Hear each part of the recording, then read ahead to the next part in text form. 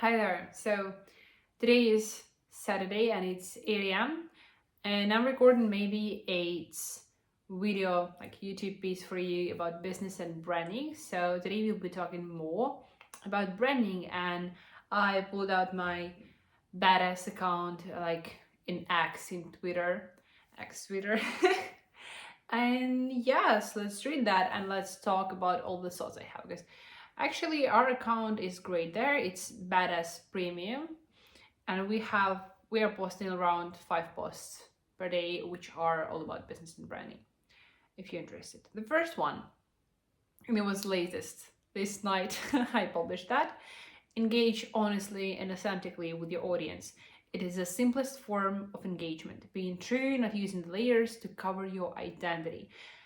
Identities are not true, and here I'm coming back to me speaking on the first episode of these daily YouTube videos. Like, being weird, not polished, being yourself is the best way here. That's cliche, that sounds standard, like you've heard that, but like, think about it again. If you wake up with a messy hair and you are making tons of efforts to record 1 minute of the video, is it worth it? For what are you doing this? For people to say that you are beautiful, like you are beautiful the way you live your life. If you are too polished on the social media and then people meet you in the real life or do deals with you or do business with you, and you are not as organized as you promised them to be in the social media, not as beautiful or whatever, they have really high expectations of you, and then it lowers, and then it's really bad. But if we all have flaws and if we all have unpolished sides, then people would be able to relate to that. And if you can remember that when we watch bloggers or influencers, other people, the moments about their life that we remember, these are obviously some, wins and achievements, but next thing is some illnesses they overcame, some problems in life they had. They had, I don't know, tons of debt, or they had, I don't know, really cruel divorce or whatever. And people can relate to those things, to those struggles, to that hardship that influencer overcame, and then they would respect the influencer. And I recently worked with one owner of the business that's a beauty studio actually, and there is owner, and this is a woman from Ukraine, and she went to US and opened her beauty studio there. So I thought like there is a pattern of women marrying rich and just using husband's money to build all that stuff, and I'm like, well, that's silly. I did not respect her. That's me being honest here.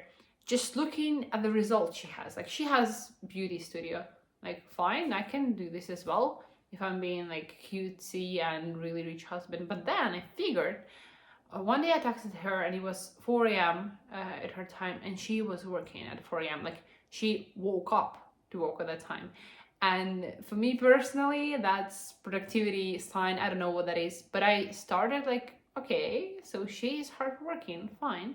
And then I saw her trainings on the social media, how much she works on her body, and I'm like, okay, I respect her a little bit more.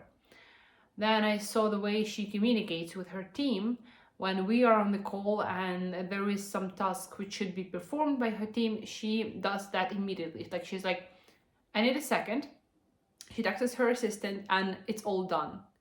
So it's been really efficient and productive, and she does not forget things. And only later on, I figured out that she moved to US with her child on her own, and she didn't have a husband at the time. So she found a husband later on when she was already, when she already had that beauty studio. And I'm like, wow, now that's touching. And that was touching to me through her story, through her hardship. That's how people can relate to you. So yeah, tell the story, and here I am, no makeup, no nothing, no fancy clothes, just the way I woke up, and I'm talking to you here. Well, I did some exercises today. Next thing, people are brand loyal, even if they don't realize it. Brand loyalty can be transmitted through generations.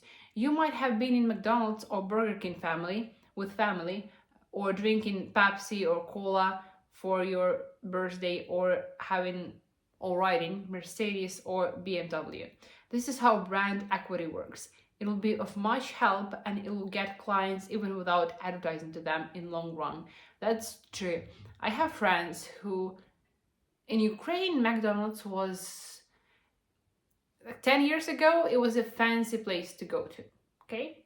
So, my friends, when they are talking about their childhood and having birthdays, they were like, oh, that was such a fancy day. We would go to McDonald's with my friends and I'd have a lot of fun. So, this place was associated with, I don't know, birthdays.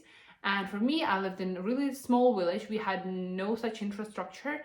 So I would go to McDonald's whenever we had trips with my class or with teachers and somewhere else in some other cities, right? So for me, that was always I don't know, a party. That was always a celebration of something, a joy. And when I grew up and I went to live in the city, and where I have McDonald's, I would go there really often, like not every day, right? But whenever I'm on the train going home, I would go to McDonald's. Whenever I want to hang out with friends, we would go there. Now, when I'm living in the city, it's no longer associated for me with a celebration. But at the start, I was so attached to this, not to Burger King, not to KFC, not to any other, franchises. I was only attached to this one because that was associated with really fun trips. That's how brands work. That's how really huge brands works. The problem here might be with the model of business. When I'm talking about my agency and about branding, this is not mass-oriented product, so we are providing really limited services. Unfortunately, we can't be selling it to kids, or kids can't be associated with that. So, oh yes, I'm crying out loud. Wow, we can create brands which would work for kids, and then in long run we'd have real benefit out of it. Then I think you have to show up enough to be noticed, or be that exceptional so that everybody remembers you after one time meeting you, until you find a way to do the second time. So until you find out the way to be remembered just at one glance, just right away, you have to be showing up consistently enough for people to notice you. And that's true. That's how we are showing up in the social media as an agency. And that was funny.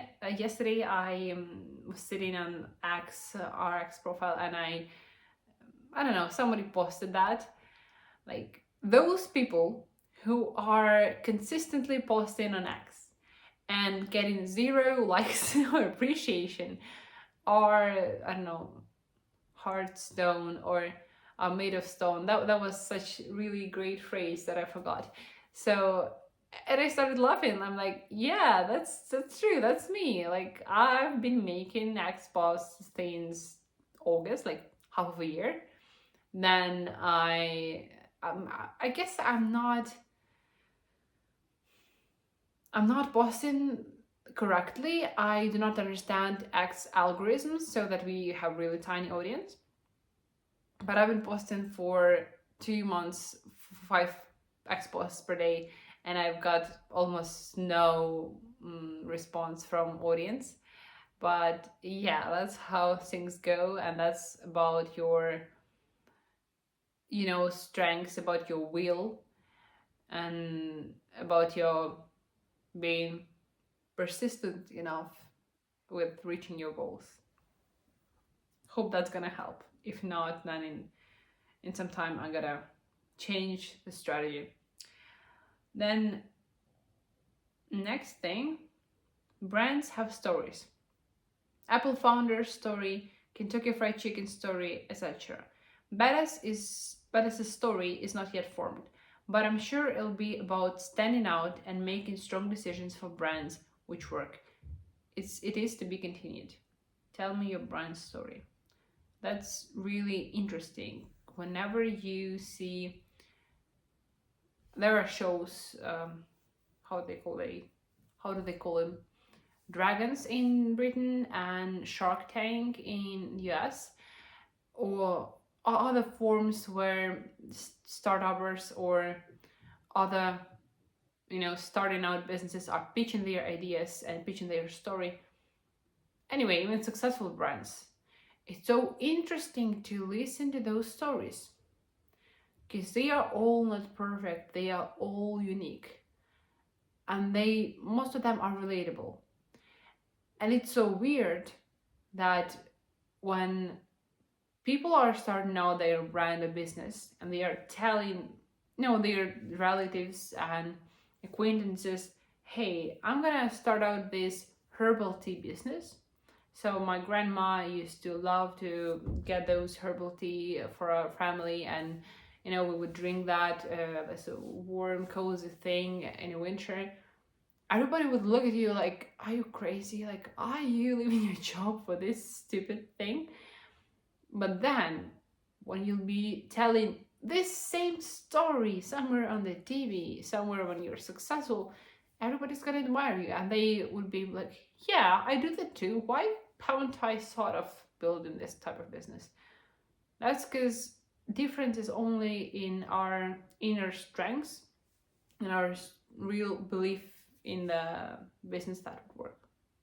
That's how we are living with Badass Agency, and that's how through all of the mistakes, all of the problems with clients, and we have a lot of them, all of the missed payments or refunds for clients, all of the, learning process, we're gonna get to the point of being number one in the niche.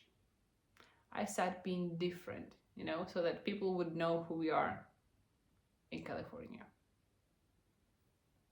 That's it. Thank you for listening, and I'll see you tomorrow.